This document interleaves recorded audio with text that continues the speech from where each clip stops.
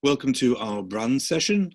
We will be hearing from three senior executives with great expertise in the area of brands and licensing with IPs. So initially, our first speaker is Javier Martinez. He's an internationally renowned sports, leisure and entertainment executive. He's got 25 years experience working with companies such as Disney, Atletico Madrid and Microsoft. And his current role is a senior advisor and fan innovation strategist at Manchester City Football Club. So without further ado, I'll hand you over to Javier. Well, hello everyone. I'm so happy to be here. I'm Javier Martinez. This is a fabulous event, and I will take you through a little bit of what happened during the pandemic and how we got engaged, and we are still getting engaged with our fans to keep the passion alive. You know, suddenly overnight there were no live events, so we were in a state of shock. You know, nobody was going to the football stadiums, nobody was going to the cinema, nobody was moving out of home. So we need to redefine, reinvent the way we're going to relate with our fans and to keep engaged to them.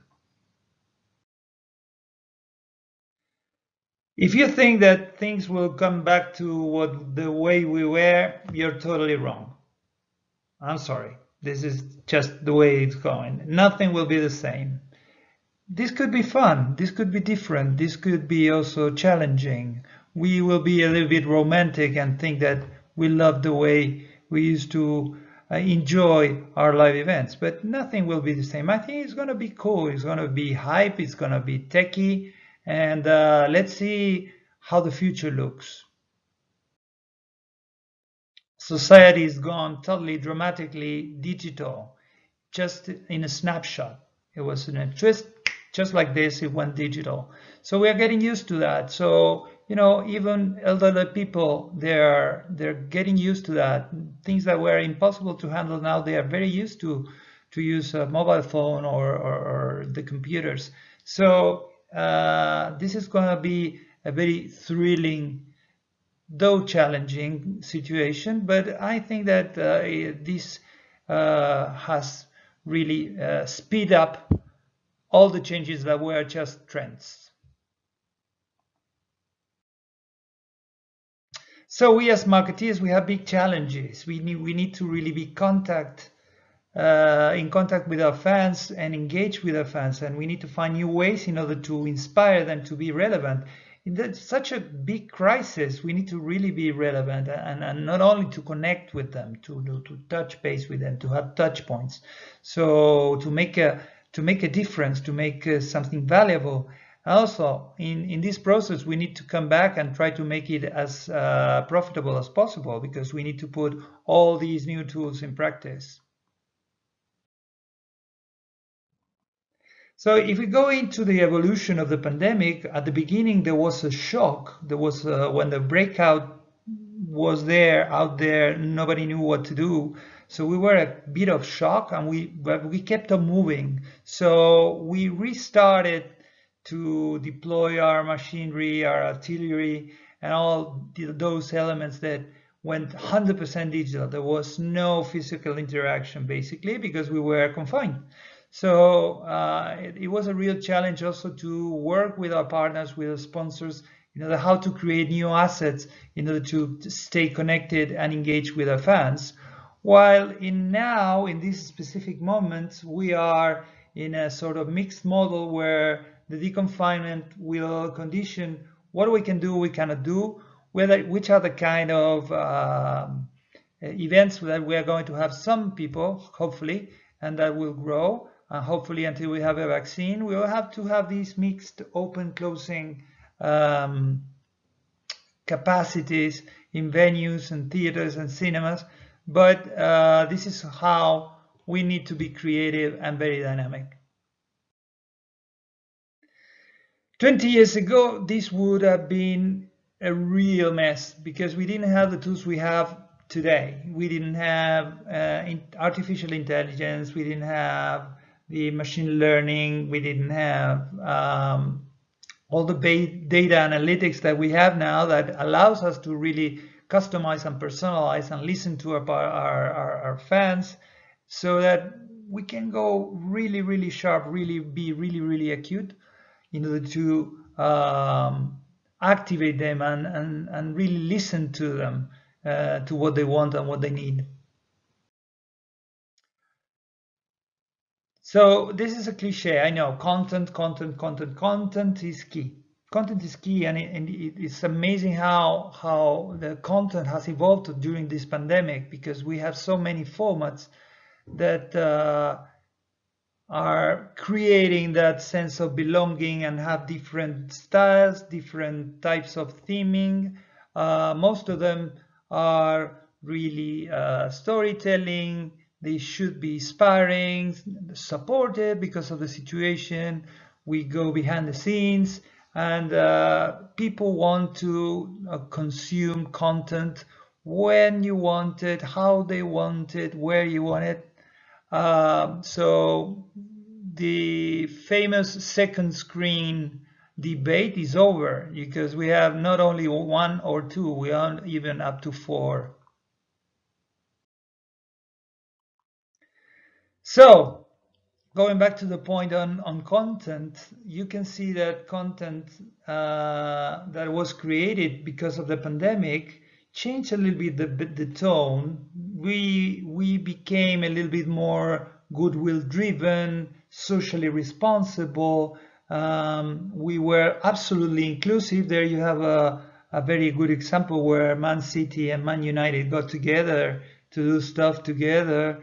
Authenticity, it should be really authentic what you do, as we said before, to be relevant and credible, and to spread the word about this, that, and the feeling that we are all together in this crisis. This is a very interesting example on how celebrities behaved during the pandemic. You know, celebrities got closer to the people. They throw challenges or contests where they can hook up with their fans. They also open the doors of their homes so that they can share the intimacy of their homes with their family. And this played a really important role in order to deconstruct the role of the superstar and show that superstars are passing or are going through the same moment of crisis, a pandemic crisis.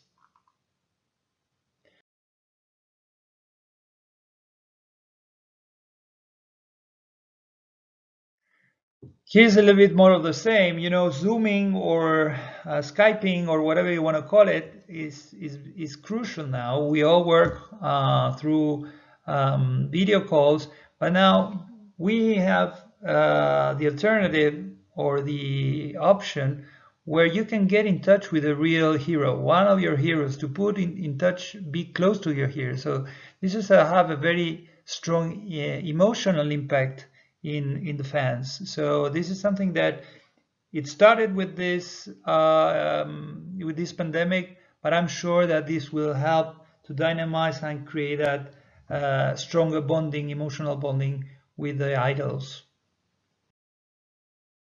Again, as we had no events, we went back to the vault, back to the inventory, showed memorable, happy moments, such as in this example, we have the NBA, but you have many leagues doing the same, many clubs doing the same. Streaming is booming nowadays. At the beginning, it was kind of strange. Oh, how come I gonna go and see a concert online? And now it's, you know, every day everybody is attending concerts, is attending different types of events. This is an example of the first festival that La Liga did with music.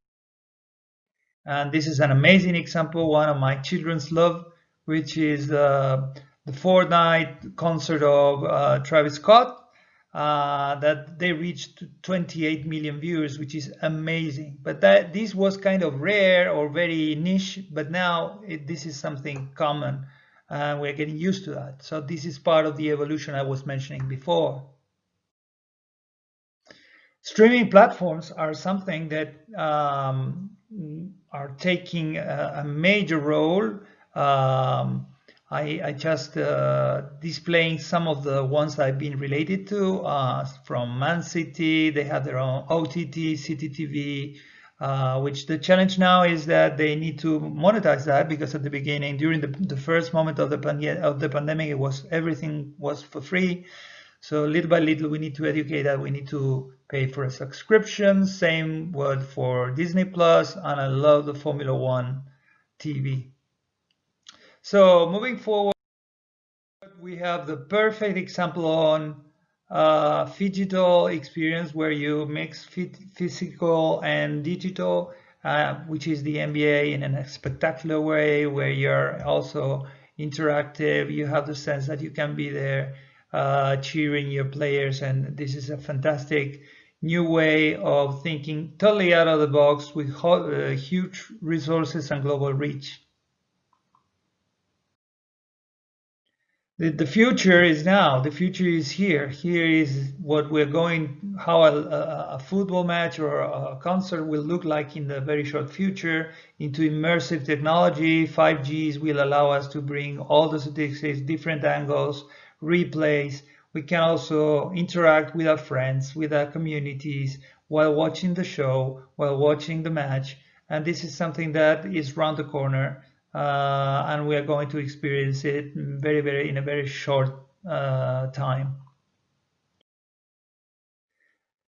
But then again, we are going to experience the events at home in a very different way. But when we are back at the stadiums or at the venues, technology will have a really clear role. So there is no way now to separate technology from the live experience, live emotion. So this is where we're heading, phygital. The name of the game is phygital. If we have to do a reboot and do a big summary of what happened, let's think it over. We are going to have a new way to interact in real time because of the circumstances. These circumstances we are seeing that are not fixed, they are not changed, they have a trend, but that trend may change. So we need to be very flexible and very proactive. So we need to readjust the dynamics on the social, on the phygital, on the digital. And again, it's not going to be the same. We're going to get used to the new way of relating to each other.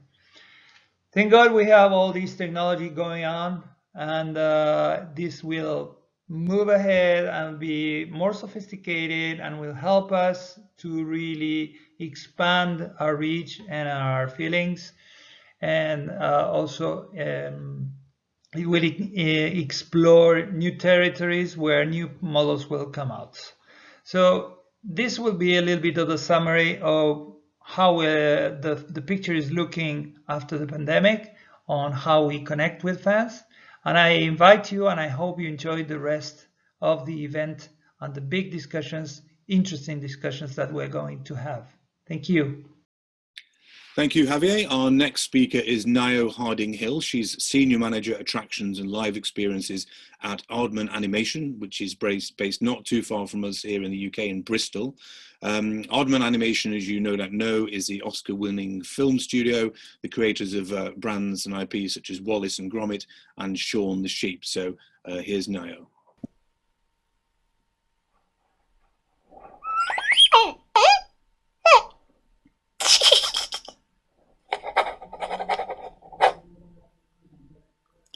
Hi, my name's Ngaio Harding-Hill and I'm the Head of Attractions and Live Experiences at Aardman. Thanks to Charlie and the blooloop team for inviting me to take part in this brand discussion session. So let's launch in. Ahead of the arrival of this unprecedented global pandemic, Aardman had been focusing on the message of we do more. Hugely proud of our success in building and managing global brands that represent and reflect the creative excellence the studio is famous for. We were also keen to draw attention to the breadth and range of the studio's output and its relevance and value to a vast range of partners who might not even know it yet. Then COVID arrived, and this ambition was propelled forward by the global appetite for excellent content as the world went into lockdown. What the pandemic has shown is that audiences around the world are viewing Aardman content more than ever. As the quote shows, in times of widespread uncertainty, The characters and stories the studio is famous for creating connect with people on a personal level more than ever, providing much needed heartwarming shared experiences. The huge growth in people at home watching content through streaming services resulted in the demand for more and new content from the likes of Netflix and YouTube increasing vastly. Fortunately, we've already established great relationships with these market leaders, which enabled us to maximise opportunities for existing Aardman content and to develop new content. This is a key point I'll touch on again later.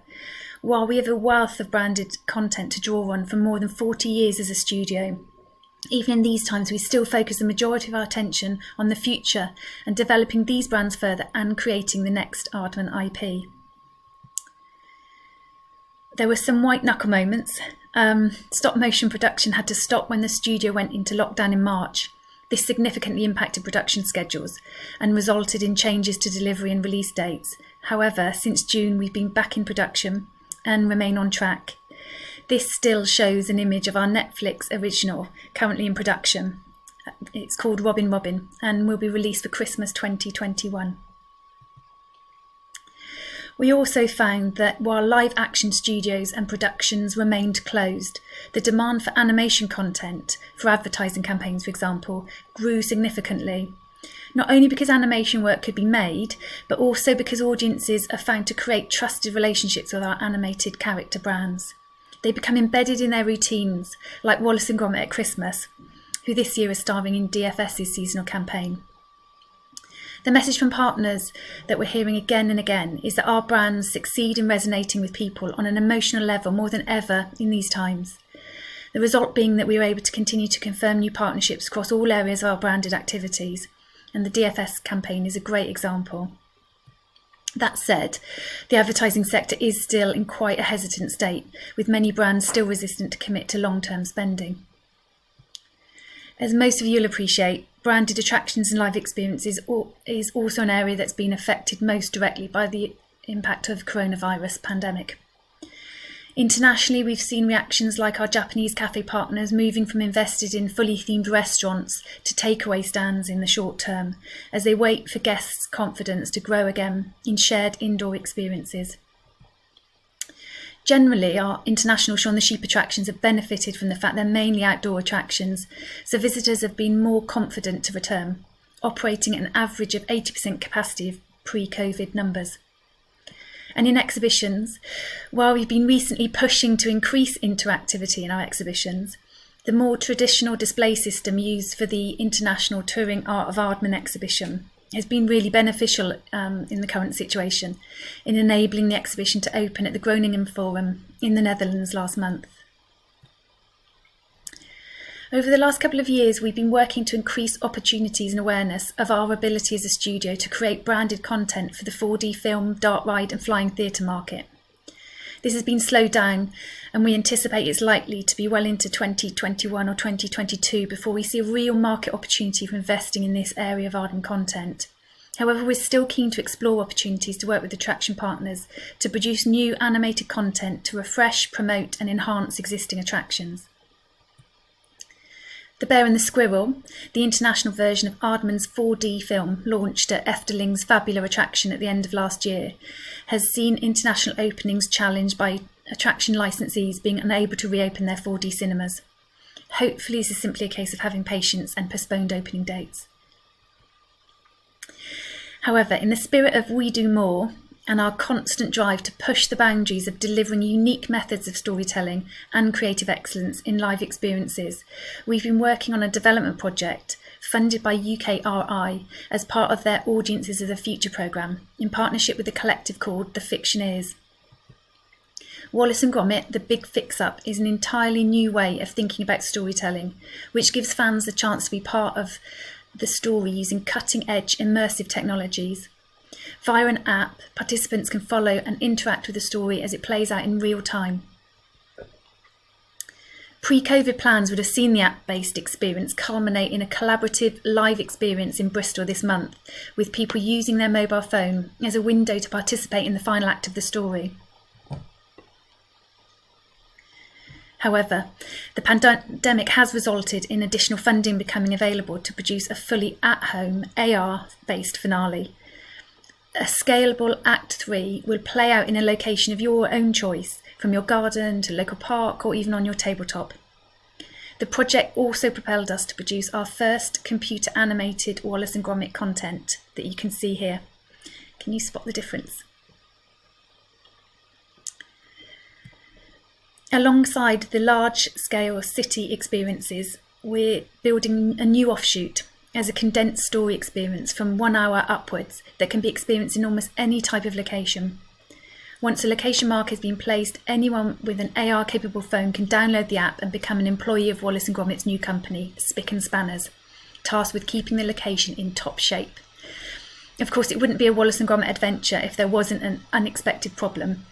In this case, Rogue Lad, one of Wallace's contraptions that's running amok and causing all kinds of bother, which you'll need to help Wallace to fix.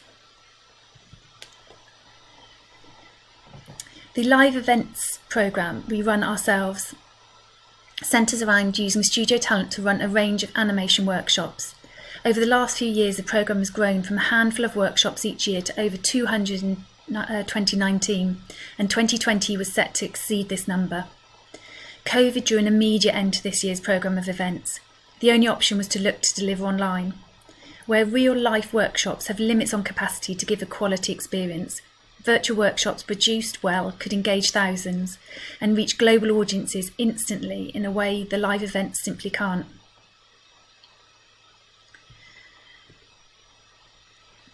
The move to providing online content was fueled by the strong demand over the pandemic for home learning content for kids. As we went into lockdown, we quickly responded by sharing and creating new YouTube craft video content that provided a new global gateway to our content and brands. Our YouTube craft videos performed really well over lockdown.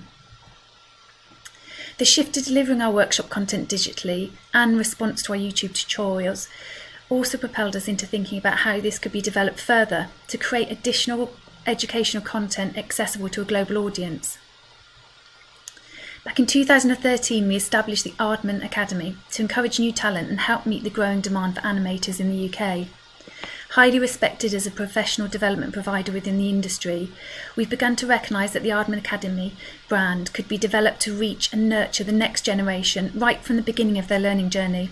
Supported by the experience gained over the last few months, most significantly the global demand for quality home learning and the response from audiences when we made it available.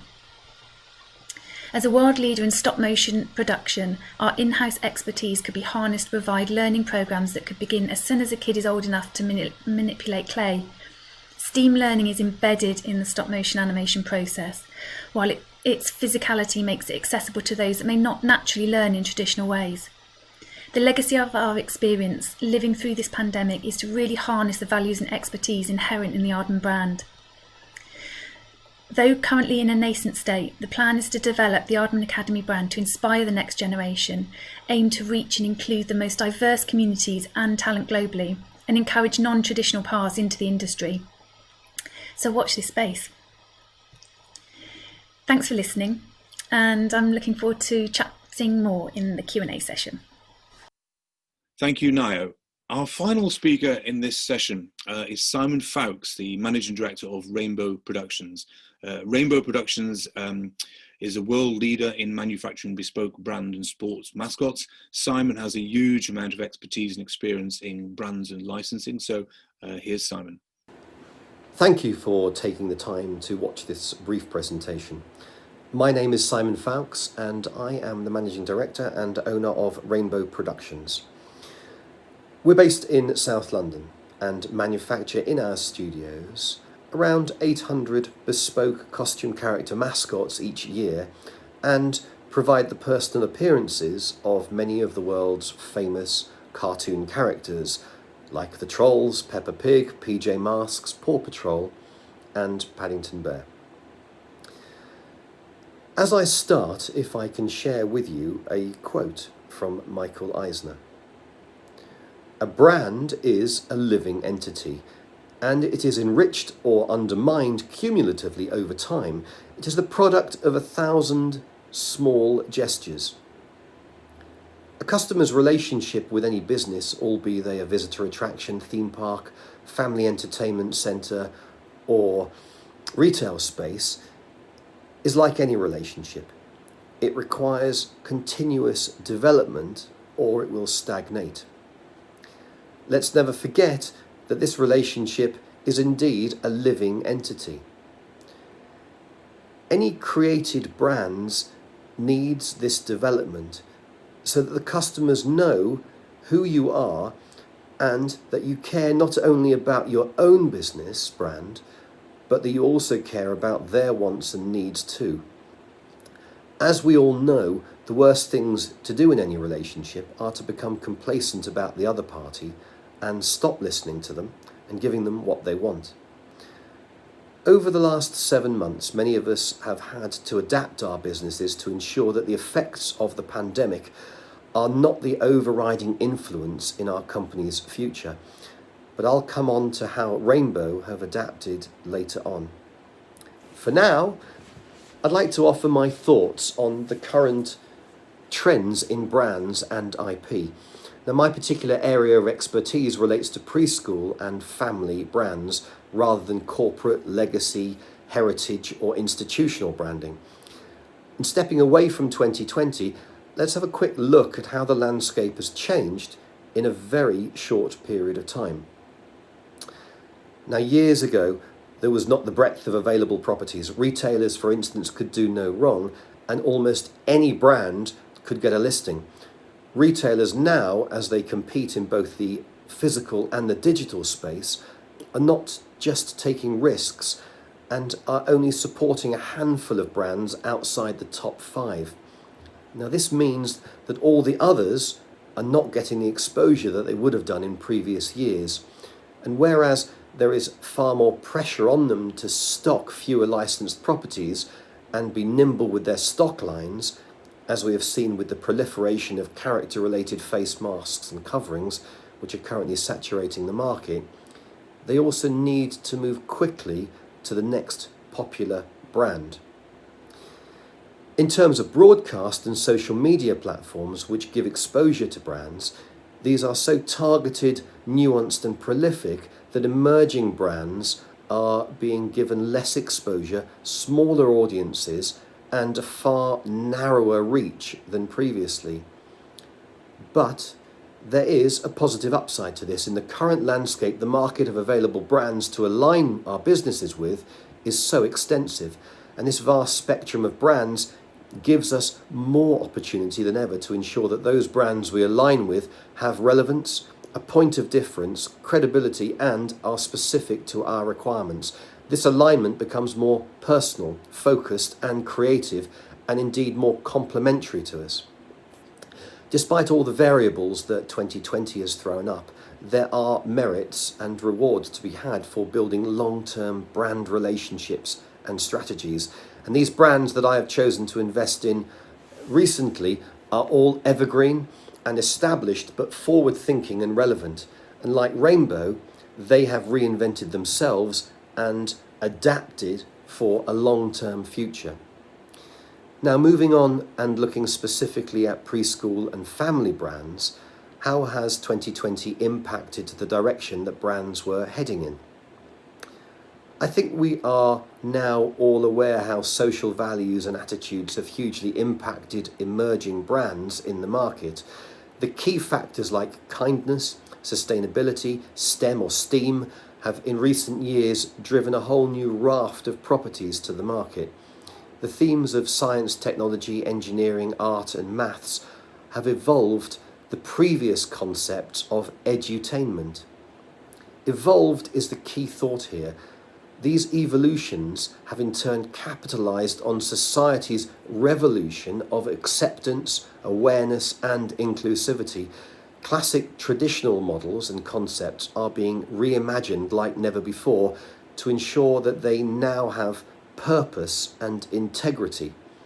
Being brave, ambitious, embracing opportunities and adaptable are the prevalent values which will ensure brands thrive in the post-COVID world. As I mentioned, Rainbow is both a proud UK manufacturing company and a live event specialist. In the last 7 months, the effect of the pandemic has been brutal on our live events business. But rather than bury our head in the sand, we reimagined how character events could be affected, incorporating all the guidelines and requirements. In conjunction with a number of clients, we reassessed our offering to ensure it would be still engaging, entertaining and customer enhancing without any drop in integrity or the customer experience. And the outcome of these discussions and focus meetings was such that we created an adapted character engagement program, which still ensured that the customer walked away with that mantelpiece enhancing memento, and each ace would be adapted to our client's venue and available space. And like any good magic trick, we ensured that we were in control of the whole experience, leaving nothing to chance. Throughout the summer and through to present times, we have been running the ACE programs and will further adapt it as the events move indoors and different provisions are required. As we move to the future, the live events market will undoubtedly bounce back. We know that costume character appearances will be in more demand than ever before. They help drive huge footfall increases for our clients and put smiles on many faces, as well as bridge the gap between the brand, the venue, the experience, and the customer.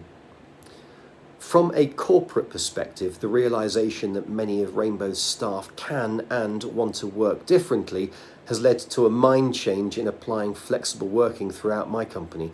Our staff are fundamental to the history and the future of Rainbow, and I am relishing implementing this new policy, as like any relationship, it will be enriched cumulatively over time by listening and adapting.